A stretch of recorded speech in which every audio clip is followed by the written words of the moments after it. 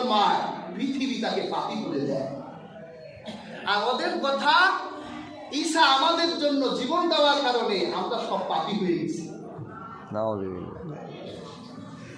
প্যার হাজরিন, একদল পণ্ডিত আল্লাহর হাবিবের কাছে এলেন। আল্লাহ রাসূলের হাতে হাত রেখে তারা ইসলাম গ্রহণ করলেন। যখন আল্লাহ পাক শরীয়তের বিধানগুলো দিতে লাগলেন, ইহুদি পণ্ডিতদের কাছে মনে হলো যে এই বিধানটা পালন করার মতো। আবার কিছু কিছু বিধান আছে যে বিধানগুলো একটু কষ্টের।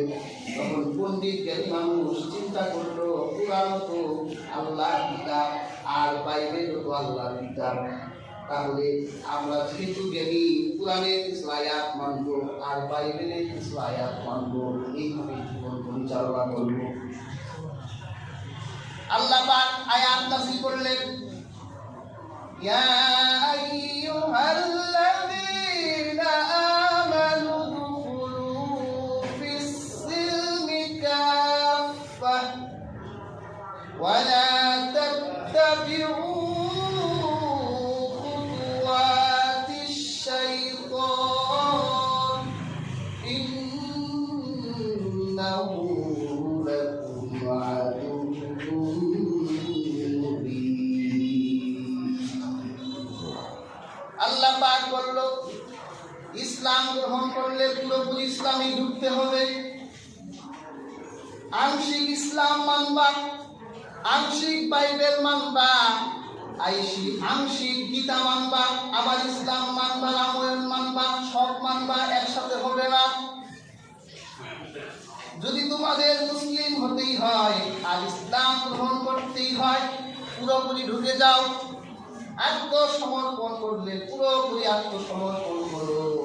অর্ধেক মানবা আর অর্ধেক মানবা না, অর্ধেক নিজের মন মতলবী অনুযায়ী চলবা আর অর্ধেক আল্লাহর বিধান দিয়ে জীবন যাপন করবা।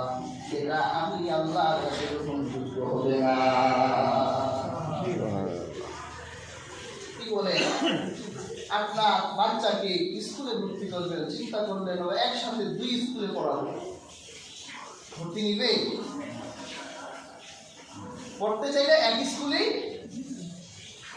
যদি মনে করেন যে না, আমি জমিদার, জমিদারের ছেলেকে আর এক মাদ্রাসায় পড়ে নাকি 2 মাদ্রাসায় পড়াবো, 2 মাদ্রাসার সিলেবাস একরকম হবে। দুনিয়ার স্কুলের টিচাররাই যদি একজন ছাত্রকে 2 জায়গায় পড়ার জন্য পারমিট না দেয়, আপনি একটা মানুষ 2টা দিন মানবে, এটাকে আল্লাহ মেনে নিবে? এটা তো কখনো গ্রহণযোগ্য হবে না।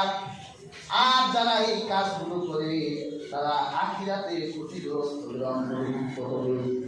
আজকে হাজিরিন, চিন্তা করে দেখেন জীবনের কত অংশে আমরা আল্লাহর বিধানকে মানি আর জীবনের কত অংশে আমরা আল্লাহর বিধানকে ছেড়ে দিয়ে অন্য মতবাদ গ্রহণ করেছি। কিছু চিন্তা করেন, তাহলে দেখবেন আপনিও পরিপূর্ণ ইসলামে প্রবেশ করতে পারেন নাই। এই পৃথিবীর বুকে আল্লাহর তৈরি একজন শাসক 15 শতকে জন্ম নিয়েছিল, সম্রাট আকবর। নাম শুনেছেন? খুব অল্প বয়সে সিংহাসন দখল করেছিল সম্রাট আকবর। জীবনের শুরুর দিকে খুব প্র্যাকটিক্যাল মুসলিম ছিলেন, ইসলাম হৃদয়ে লালন করতেন। তার রাজ দরবারে জ্ঞানী গণিতের আনাগোনা লেগে থাকত। সম্রাট আকবরের কয়েকজন হুজুর ছিল, তাদের একজন ছিল মুল্লা ফয়েজি, আরেকজন ছিল আবুল ফজল। এত বড় আলেম ছিলেন তারা। আল্লাহ কোরআনের হরকত ছাড়া 14টা অক্ষর দিয়ে কোরআনের তাফসীর লিখেছেন। সুবহানাল্লাহ। পৃথিবীর বুকে বিরল তাফসীর, নুক্তা ছাড়া অক্ষর দিয়ে কোরআনের তাফসীর লিখেছেন। সম্রাট আকবর চিন্তা করলো, আমি এত জ্ঞানী গুণীদের সাথে চলি, তা আমার সাম্রাজ্যের প্রত্যেকটা মানুষকে একটা ধর্মে যদি রাখতে পারি, তাহলে আমার রাজ্য চালানো সহজ হবে। বড় বড় হুজুরদেরকে ডাকলে, অন্য ধর্মের ব্রাহ্মণ পণ্ডিতদের ডাকলেন, অন্য পারসিক ধর্মের পণ্ডিতদেরকে ডাকলো, বৌদ্ধ পণ্ডিতদের ডাকলেন। সবাই মিলে সবার ধর্ম থেকে আমার এই বাক্যে কিছু মতামত ঢালেন। সবাই মতামত ঢাললো, একটা ধর্ম বানালো দ্বীনে ইলাহি। দ্বীনে ইলাহিতে কিছু নিয়ম কানুন দিলেন যে রবিবার হবে পবিত্র দিন। কেউ যদি দ্বীনে ইলাহি গ্রহণ করতে চাও তাহলে রবিবার দিন গোসল করে এসে বাদশাহ আকবর সিংহাসনে বসবে, তোমরা তোমাদের মাথার পাগড়ি খুলে তার পায়ে সেজদা দিবে।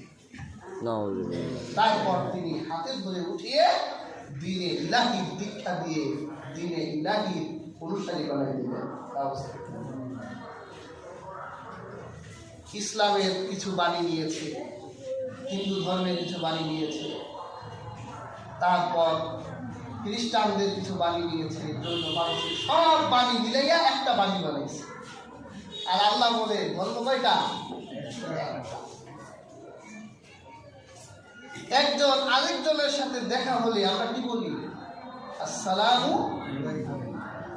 আর আকবর বলল ইলাহির প্রত্যেক অনুসারীরা একজন আরেকজনের সাথে দেখা করে বলবা আল্লাহু আকবর। আকবর বড় আল্লাহ। আর এটার জবাব দিবে কি? জানলে জালালু, মানে তারই তো ক্ষমতার ভিতর আছে। জানলে জালালু। এইভাবে যখন মতবাদ প্রচার করতে লাগলে আল্লাহ জমানার শ্রেষ্ঠ মুজাদ্দিদ আল-হাসানি রাহমাতুল্লাহ পাঠালে তার অসারতা দূর করে ভারতের জমিনে আল্লাহ দ্বীনকে প্রতিষ্ঠা করলেন। প্যার হাজরিন, আহমদ সিরহিন্দি মুজাদ্দিদ আল-হাসানি রাহমাতুল্লাহ একজন স্বৈরাচারী অত্যাচারী শাসকের সামনে দাঁড়িয়ে গেলেন আর তাকে বুঝাতে লাগলেন আল্লাহর দ্বীনই হলো আকাশের নিচে একমাত্র দ্বীন। তুমি আল্লাহর দ্বীনকে অন্য দ্বীনকে একত্রিত করে যেই বাণী প্রচার করছো, আল্লাহ তোমার প্রতি নারাজ হবে। তুমি যখন তার মতবাদ আকবরের বিরুদ্ধে বারবার যখন তাকে দমানো যাচ্ছিল না, তখন অবশেষে বাদশাহ আল্লাহর মহান ওলিকে মুজাদ্দিদ আল-হাসানি রাহমাতুল্লাহকে জেলবন্দি করলেন। প্যার হাজরিন, এই পৃথিবীর আকাশ সাক্ষী, এই পৃথিবীর প্রত্যেক প্রাণী সাক্ষী, স্বৈরাচারী শাসকেরা সত্যকে কখনো গলা টিপে হত্যা করতে পারে নাই, বরং নিজেরাই ধ্বংস হয়ে গেছে। মুজাদ্দিদ আল-হাসানিকে যখন কারারুদ্ধ করা হলো তখনই আকবরের উপর গজব নামলো। আকবর এমন এক দুরারোগ্য রোগে আক্রান্ত হলো, গোটা ভারতবর্ষের ডাক্তারদের ডাকা হলো, কিন্তু কেউ নিরাময় করতে পারলো না। আল্লাহর লানত নিয়ে আকবর দুনিয়ার বুক থেকে বিদায় নিল আর তার দ্বীনে ইলাহি ভারতের বুক থেকে মুছে গেল। তার ছেলে জাহাঙ্গীর যখন সিংহাসনে আসত, একদিন ঘুমের ঘরে স্বপ্নে দেখে রাহমাতুল্লিল আলামিন তার স্বপ্নে এসে গেছে। সুবহানাল্লাহ। জাহাঙ্গীর ঘুম থেকে উঠো, আমার প্যারা বান্দা এখনো জেলের মধ্যে বন্দী, বের করো তাড়াতাড়ি। আর তার হাতে দীক্ষা গ্রহণ করে মুজাদ্দিদ আল-হাসানির কাছ থেকে আমার দ্বীন শেখো। সম্রাট জাহাঙ্গীর মুজাদ্দিদ আল-হাসানিকে জেল থেকে বের করলেন আর তার হাতে তিনি সুন্নি মতবাদ গ্রহণ করলেন। প্যার হাজরিন, মোগল সাম্রাজ্যের প্রত্যেকটা শাসকই ছিল শিয়া। সুন্নি মতবাদ প্রথম গ্রহণ করেছে সম্রাট জাহাঙ্গীর মুজাদ্দিদ আল-হাসানির হাতে। প্যার হাজরিন, বাদশাহ বলছে দিনে ইলাহি দুনিয়ার মধ্যে প্রতিষ্ঠা হয়েছিল। এই দিনে ইলাহির ভিতরে আল্লাহর দিনও ছিল, অন্য দিনও ছিল, কিন্তু একসাথে সব দিন আল্লাহর কাছে গ্রহণযোগ্য হবে না। আল্লাহর কাছে একমাত্র দিন হলো ইসলাম। আর আল্লাহ ঘোষণা দিয়েছেন তোমরা ইসলামে পরিপূর্ণ ঢুকে যাও। কোনো মতবাদ তোমরা বাইরে থেকে নেবে, আর কোনো মতবাদ তোমরা ভিতর থেকে নেবে, এটা হবে না।